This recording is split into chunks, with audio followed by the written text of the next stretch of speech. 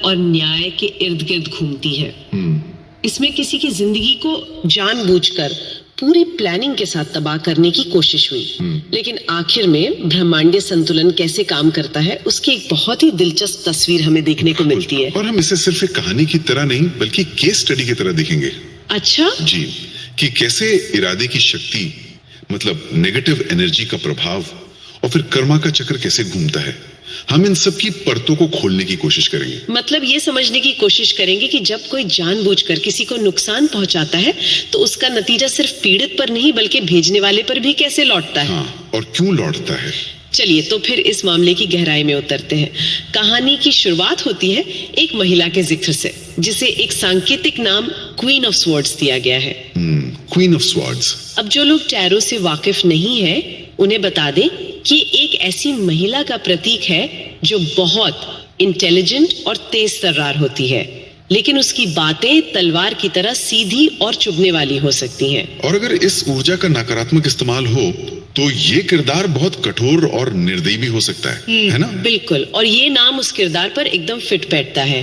स्रोत बताता है कि ये महिला स्वभाव से बेहद ईर्ष्यालु थी और उसने किसी की जिंदगी में सचमुच जहर घोल दिया था। और दिलचस्प बात यह है कि ये सिर्फ ताने मारने या बुरा भला कहने तक नहीं था। कहानी इस बात पर जोर देती है कि ये एक सुनियोजित हमला था। हाँ, क्योंकि इसमें एक और किरदार का जिक्र है, द मैजिशियन। अच्छा, द मैजिशियन। टैरो में मैजिशियन वो कार्ड है जो इच्छा शक्ति, कौशल और चीजों को हकीकत में बदलने की ताकत दिखाता है। हाँ। स्रोत के मुताबिक क्वीन ऑफ स्वॉर्ड्स ने इस मैजिशियन यानी किसी पुरुष तांत्रिक की मदद ली थी। तो यहाँ दो शक्तिशाली लेकिन नकारात्मक ऊर्जाएं एक साथ काम कर रही थी। ये बहुत अहम बात है। ये कोई गुस्से में किया गया काम नहीं था, बल्कि एक सोची समझी साजिश थी। स्रोत में ब्लैक मैजिक, तंत्र, काली शक्तियां, इविल स्पेल वर्क जैसे शब्दों का साफ साफ इस्तेमाल हुआ है। तो इसका मतलब क्या है? क्या ये शाब्दिक है? देखिए, इसे हम दो तरह से देख सकते हैं। एक तो शाब्दिक अर्थ में कि शायद कोई तांत्रिक अनुष्ठान किया गया हो, और दूसरा साइकोलॉजिकल लेवल पर, मनोवैज्ञानिक स्तर पर। हाँ, जहां किसी व्यक्ति पर इतनी ज्यादा नकारात्मकता और बद्दुआ थोपी जाए कि वो खुद को असहाय महसूस करने लगे। इस कहानी में ऐसा लगता है कि दोनों का मिश्रण था। मतलब ये हमला सिर्फ भावनात्मक नहीं था बल्कि हर स्तर पर था। कहानी बताती है कि पिछले 2-3 सालों में पीड़ित व्यक्ति की जिंदगी पूरी तरह से तहस-नहस हो गई थी। सबसे पहला और सबसे बड़ा हमला हुआ आर्थिक स्थिति पर। हाँ, और ये कोई छोटा मोटा नुकसान नहीं था। स्रोत में लाखों और करोड़ों के नुकसान का जिक्र है। बात सिर्फ पैसे जाने की नहीं थी, बल्कि आय के जो भी स्रोत थे उन्हें एक एक करके बंद कर दिया गया। कल्पना कीजिए कि किसी का चलता चलता काम अचानक हर तरफ से ठप होने लगे। बिल्कुल, ये व्यक्ति को आर्थिक रूप से तोड़ने की पूरी कोशिश थी। और जब पैसा जाता है तो उसका असर सेहत पर तो पड़ता ही है। हाँ, बिल्कुल। स्रोत के मुताबिक पीड़ित के शारीरिक और मानसिक स्वास्थ्य पर गहरा असर हुआ। बेचैनी, नींद ना आना, हर समय उल्टी जैसा महसूस होना और एक कांस्टेंट तनाव। ये तो क्लासिक लक्षण है जब कोई व्यक्ति चौतरफा दबाव में होता है। बिल्कुल, ये शरीर और मन दोनों को तोड़ने की रणनीति थी। और हमला यही नहीं रुका। अगला निशाना थे रिश्ते। हाँ, वैवाहिक जीवन में इतनी समस्याएं पैदा की गई कि बात तलाक तक पहुंच गई। ये बहुत क्रूर रणनीति है, क्योंकि जब आपका साथी ही आपके खिलाफ हो जाए तो इंसान का सबसे बड़ा सपोर्ट सिस्टम टूट जाता है। यही नहीं, परिवार, दोस्त, जो भी अच्छे रिश्तेदार थे वे भी धीरे धीरे दूर होने लगे। एक तरह से उस व्यक्ति को समाज से और अपनों से पूरी तरह अलग थलग करने की कोशिश की गई, ताकि वो बिल्कुल अकेला पड़ जाए और लड़ने की हिम्मत ही छोड़ दे। यहाँ एक पैटर्न साफ दिखता है ना? बिल्कुल।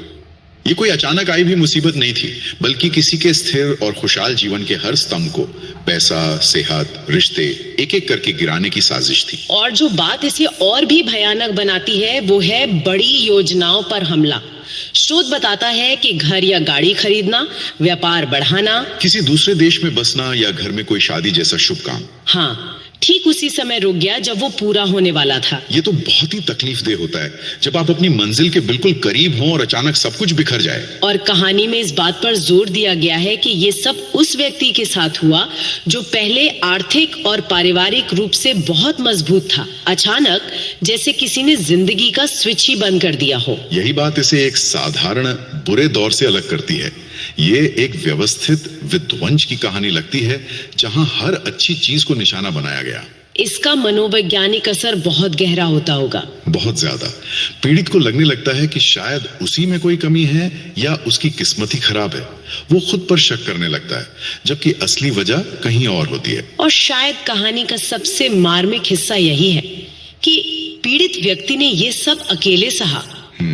परिवार को बिखरने से बचाने के लिए वे बाहर से मुस्कुराते रहे, खुद को मजबूत दिखाते रहे, जबकि अंदर से पूरी तरह टूट चुके थे। स्रोत में बंद कमरे में रोना और इसके बावजूद दूसरों को मोटिवेट करना जैसी बातें इस दर्द को और गहरा बना देती हैं। ये सिर्फ मजबूत होने की बात नहीं है, ये एक गहरी जिम्मेदारी का एहसास है। बिल्कुल। जब आप जानते हैं कि अगर आप टूटे तो आपका पूरा परिवार बिखर जाएगा, तो आप अपना दर्द छुपा लेते हैं। स्रोत में उस व्यक्ति को योद्धा कहा गया है, और ये सही भी है। दूसरों के सामने ये दिखाना कि सब ठीक है, जबकि आप खुद अंदर से बिखर रहे हो, ये एक अलग ही स्तर का संघर्ष है। शायद सच को छिपाने का दर्द बाहरी हमलों से भी ज्यादा तकलीफ दे रहा होगा। कहानी ये भी बताती है कि वो व्यक्ति अपनी पीड़ा किसी से कह नहीं पाता था। अगर कोई पूछता कि कैसे हो, तो जवाब हमेशा होता, हाँ मैं बहुत अच्छा हूँ, और चेहरे पर एक मुस्कान होती। लेकिन अंदर क्या चल रहा है, ये सिर्फ वो और उसका ईश्वर जानते थे। ये अकेलापन बहुत भारी होता है। हाँ, और यही वो बिंदु है जहाँ कहानी में एक महत्वपूर्ण मोड़ आता है। बिल्कुल। आध्यात्मिक मान्यताओं के अनुसार जब कोई इंसान सब कुछ चुपचाप सहता है, बदला लेने की नहीं सोचता और अपना विश्वास बनाए रखता है, तो जिसे हम डिवाइन जस्टिस कहते हैं, वो अपना काम करना शुरू कर देता है। उसका धैर्य, उसकी चुप्पी, हाँ, वो एक तरह की ऊर्जा बन जाती है जो न्याय की प्रक्रिया को गति देती है। तो जब कोई इतने हमलों के बाद भी टिका रहता है, तो कहानी में एक दिलचस्प मोड़ आता है। स्रोत के मुताबिक यहीं से ब्रह्मांडीय न्याय की घड़ी शुरू होती है। इसमें शनिदेव और माँ आदि शक्ति का जिक्र है, जिन्हें न्याय का प्रतीक माना जाता है। और फिर व्हील ऑफ फॉर्चून, यानी भाग्य का पहिया घूम जाता है। व्हील ऑफ फॉर्चून का घूमना एक बहुत शक्तिशाली प्रतीक है। इसका मतलब है कि जो नीचे था वो अब ऊपर आ जाएगा, और जो ऊपर था वो नीचे आएगा। तो स्रोत कहता है कि जो भी नकारात्मक ऊर्जा उस पीड़ित की तरफ भेजी गई थी, वो अब कई गुना होकर वापस उसी क्वीन ऑफ स्वॉर्ड्स की तरफ जा रही है। ये कर्म का एक सीधा साधा नियम है, जो भेजोगे वही लौट कर आएगा। और यहाँ न्याय का तरीका बहुत दिलचस्प है। ये कोई साधारण बदला नहीं है। कहानी बताती है कि उस महिला को अब ठीक उन्हीं सब चीजों का सामना करना पड़ेगा जो उसने दूसरों के लिए पैदा की थी। मतलब आर्थिक बर्बादी, स्वास्थ्य समस्याएं। बिल्कुल। कर्म का चक्र जब पूरा होता है, तो वो आपको उसी अनुभव से गुजारता है जो आपने दूसरों को दिया है, ताकि आप उस दर्द को समझ सकें। और स्रोत के अनुसार उसकी सबसे बड़ी सजा अकेलापन होगी। अकेलापन? हाँ, उसका परिवार, पति और यहाँ तक कि उसके बच्चे भी, जिन्हें स्रोत में उसकी कमजोरी बताया गया है, उसे अकेला छोड़कर चले जाएंगे। इसे मौत से भी बदतर सजा बताया गया है। ये बहुत गहरी बात है, क्योंकि मौत तो एक बार में खत्म कर देती है, लेकिन जीते जी उस पीड़ा का एहसास करना जो आपने दूसरों को दी थी, वो एक लंबा और तकलीफदेह सफर होता है। स्रोत में एक बहुत ही सांकेतिक पंक्ति है, उसकी हड्डी टूटने वाले हैं। इसका क्या मतलब हो सकता है? क्या ये सच में शारीरिक चोट है? मुझे लगता है ये शायद सिर्फ शारीरिक चोट की बात नहीं है। ये उसके अहंकार, उसके घमंड के टूटने का प्रतीक है। अच्छा। जिस ताकत और रुतबे के बल पर उसने ये सब किया, वही ताकत अब चकनाचूर होने वाली है। जब किसी का अहंकार टूटता है, तो वो इंसान अंदर से बिखर जाता है। एक तरह की आध्यात्मिक मृत्यु। हाँ, बिल्कुल। तो जो कलह कलेश, लड़ाई झगड़े और तनाव उसने पीड़ित के जीवन में पैदा किए थे, अब वही सब उसकी अपनी जिंदगी का हिस्सा बनने वाले हैं। भाग्य का पहिया सचमुच पूरी तरह से घूम चुका है। बिल्कुल। एक तरफ जहां हमलावर का पतन हो रहा है, वहीं दूसरी तरफ पीड़ित के लिए एक नई सुबह हो रही है। ये संतुलन का नियम है ना? एकदम। ऊर्जा नष्ट नहीं होती, वो सिर्फ अपना रूप बदलती है और अपनी जगह बदलती है। जो नकारात्मकता पीड़ित के जीवन में थी, वो अब अपने स्रोत पर वापस लौट गई है। बिल्कुल। स्रोत का अंत पीड़ित व्यक्ति के लिए एक बहुत ही सकारात्मक भविष्य की घोषणा के साथ होता है। यहाँ 9 ऑफ कप्स कार्ड का जिक्र है।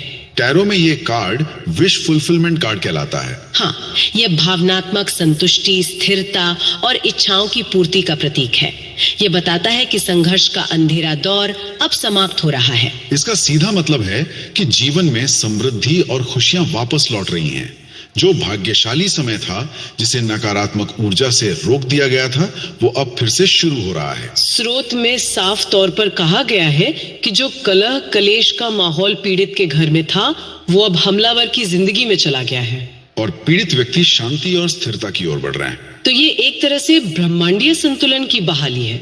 जो छीना गया था वो वापस मिल रहा है और जिसने छीना था वो अब सब कुछ खोने की कगार पर है। इस कहानी से सबसे बड़ा सबक ये नहीं है कि बुरा करने वालों के साथ बुरा होता है, ये तो हम सब जानते हैं, बल्कि ये है कि इस पूरी प्रक्रिया में पीड़ित का धैर्य और विश्वास एक कैटलिस्ट का काम करता है। हाँ, ये बहुत ही सटीक विश्लेषण है। स्रोत के अनुसार अगर पीड़ित टूट जाता, हिम्मत हार जाता या खुद बदला लेने की कोशिश करता, तो शायद ये चक्कर इतनी प्रभावी ढंग से पूरा नहीं होता। उसकी चुप्पी और सहनशीलता ने ही न्याय के पहिए को घूमने के लिए मजबूर किया। बिल्कुल, ये कहानी सिर्फ एक व्यक्ति के संघर्ष की नहीं